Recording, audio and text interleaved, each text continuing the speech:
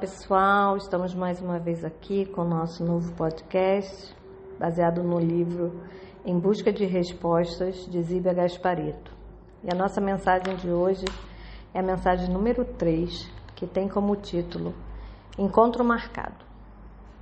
E ela nos fala assim: Cláudia era muito jovem e já morava sozinha em um apartamento no bairro de Pinheiros, em São Paulo. Nesse lugar, teve mais alegria do que tristezas. Ela e uma amiga sempre saíam para passear no badalado bairro da Vila Madalena. Num desses passeios, elas conheceram uma turminha de rapazes. Sua amiga sempre procurava beleza exterior, porém, ela se preocupava com outros atributos. Carlos tinha porte atlético e era muito simpático, o que cativou Cláudia. Marcaram um encontro para logo mais à noite. Trocaram telefones e ela ficou ansiosa para vê-lo mais tarde. Cláudia teve a impressão de que Carlos tinha câncer, pois seus cabelos ralos não se pareciam com os de uma pessoa sadia. À noite, quando o celular vibrou, ela estremeceu. Parecia ser seu primeiro namorado. Ele falou: "Gata, a que horas passo aí para te pegar?"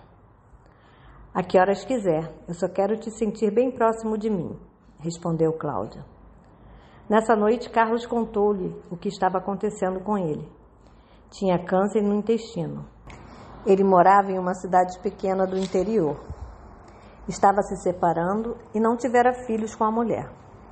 Depois de exames de rotina, sem saber que estava com câncer, seu médico deu o diagnóstico e o mandou para São Paulo, pois na capital ele teria mais condições de se tratar.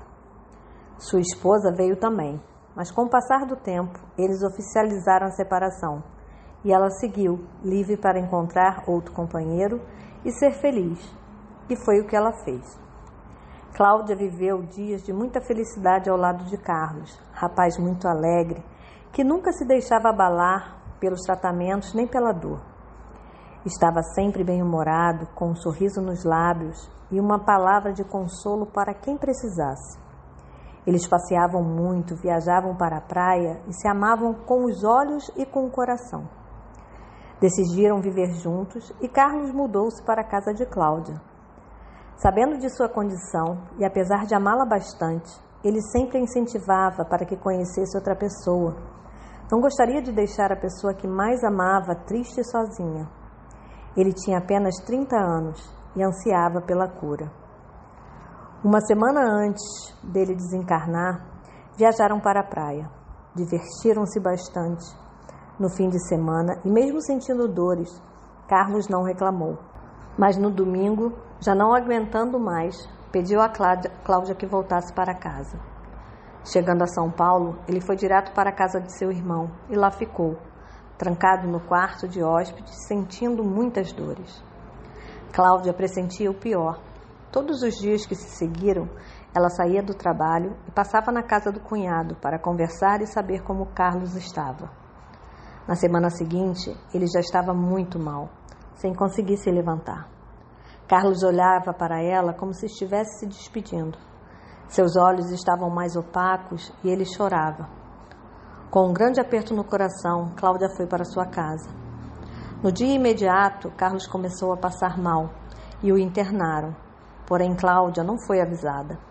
Ela ligava para a casa do irmão dele e ninguém respondia. Anoiteceu e seu desconforto foi aumentando. Quando se aproximava das 8 da noite, ela sentiu muito sono e ouviu passos vindos da sala para seu quarto. Não conseguia se mover, levantar o corpo. Parecia anestesiada. Deitada na cama em posição fetal, sentiu um abraço muito forte, um cheiro de flor, uma carícia gostosa e ouviu os passos saindo. Acordou caindo da cama. Dormiu novamente até as 2 horas da manhã, quando seu celular tocou e o irmão de Carlos avisou sobre o seu falecimento. Ele tinha morrido às 8h30 da noite anterior. Depois de um mês da sua morte, Cláudia sempre presenciava às 6 da tarde a rede onde ele se deitava na varanda, movimentando-se. Um dia começou a explicar ao espírito de Carlos o que havia acontecido e pediu que ele procurasse orientação no plano espiritual, para ser ajudado, para ter luz. Ela falou muitas coisas bonitas e a partir desse dia a rede nunca mais se movimentou sozinha. Sobre essa história, Zíbia faz o seguinte comentário: ninguém está só. Em todos os momentos, os amigos espirituais auxiliam, conforme podem, fortalecendo, aliviando, inspirando o melhor. Ao desencarnar, espíritos socorristas recebem quem chega. Conforme a necessidade, convidam o espírito para irem ao lugar onde receberão tratamento para restaurar o equilíbrio. Esse seria o caminho melhor. Todavia, muitas pessoas, ao deixarem o corpo, ainda estão muito ligadas às experiências vivenciadas no mundo, preocupando-se com os que ficaram, com as coisas inacabadas, com o medo do futuro. Recusam-se a ir com eles, preferem continuar no ambiente familiar. Os espíritos não interferem nas escolhas, esperam que eles reconheçam que não podem fazer nada mais pelos que ficaram. Além disso, ao permanecer no mundo material, eles continuarão sentindo os sintomas da doença, prolongando seus sofrimentos. Então, eles mesmos suplicarão pela ajuda e aceitarão ir para onde devem ir. A morte é natural e todos no mundo terão de voltar para sua casa no astral. É um processo irreversível e é preciso aceitar aquilo que é. Dramatizar, querer que a pessoa volte, só vai dificultar o equilíbrio de todos, alimentar o sofrimento inutilmente. Quando Carlos morreu, não quis ir embora, permaneceu na casa de Cláudia, sempre às 18h, deitando na rede, conforme o hábito que tinha em vida. Há pessoas que têm dificuldade de deixar o que gostam. Deitado na rede, Carlos se sentia tão bem que conseguia movimentá-lo. Mas o amor de Cláudia era inteligente. Ela sabia que seria melhor ele seguir adiante, indo para o lugar que lhe estava destinado, onde seria mais feliz. Então, ficou diante da rede onde ele balançava e explicou-lhe que já havia deixado o corpo, que a separação era temporária e um dia estariam novamente juntos. Ele entendeu, aceitou o convite dos amigos espirituais e foi embora. Esse fato provou a Cláudia que a vida continua e que tudo acontece do jeito certo. Meus amigos, assim, essa história tão linda, né? Em que a gente vê como o amor verdadeiro, como ele consegue nos trazer felicidade, até mesmo no momento de tanta dor e tanto sofrimento. E a história de Cláudia e Carlos nos mostra isso, que apesar do pouco tempo que Cláudia tinha com Carlos e que Carlos tinha com Cláudia, eles aproveitaram o máximo e viveram esse amor. Então, nada mais certo de que, no momento da partida, não ter esse apego. Cláudia entender que Carlos precisava ir e Carlos também entender que estava livre das dores, que não precisava mais ficar ali e que a vida realmente continua e que não era um adeus, era um até logo.